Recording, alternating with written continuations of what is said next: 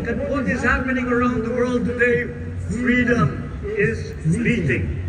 Fake news and misinformation, herd mentality can erase our way of life, our culture, our value system that we hold so dear.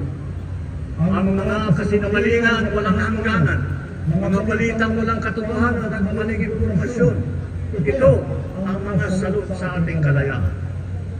Nakakalungkot nakakakalungkot din na may ilan din sa ating mga kababayan ay pinipilit ang maling paniniwala para sa interes ng iba at hindi para sa kapakanan ng ating mga kababayan Pilipino.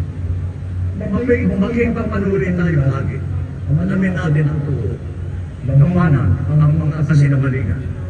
Piliin natin maging tapat kahit walang nakakakita. Piliin natin na manindigan lalo na kung may nagkakamali. Piliin natin ang pagkakaisa sa gitna ng pagkakaiba. Let us honor this day not just by remembering the sacrifices of our forefathers.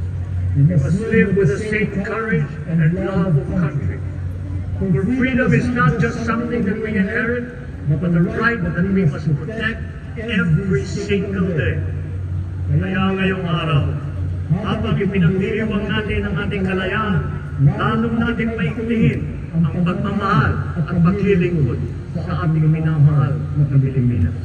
Nasa ating kamay ang kapangyarihan na buo ng bagong Pilipinas na maaari natin ipamana sa ating mga anak at sa kanilang mga anak. Maraming salamat po. Mabuhay ang ating mga bayani. Mabuhay ang isang bayan ng Pilipinos. At mabuhay ang bagong Pilipinas na ating araw-araw na ibinibili. Magandang umaga po sa inyo.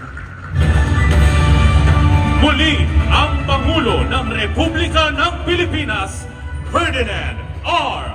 Marcos Sr.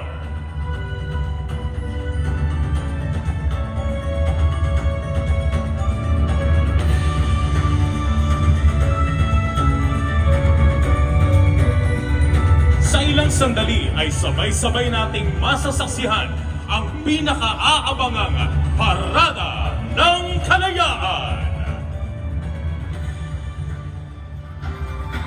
Ipagdiwang ang kalayaan.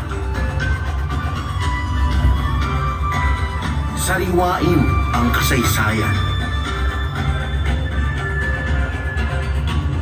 At sama-samang humakbang tungo sa kinabukasan.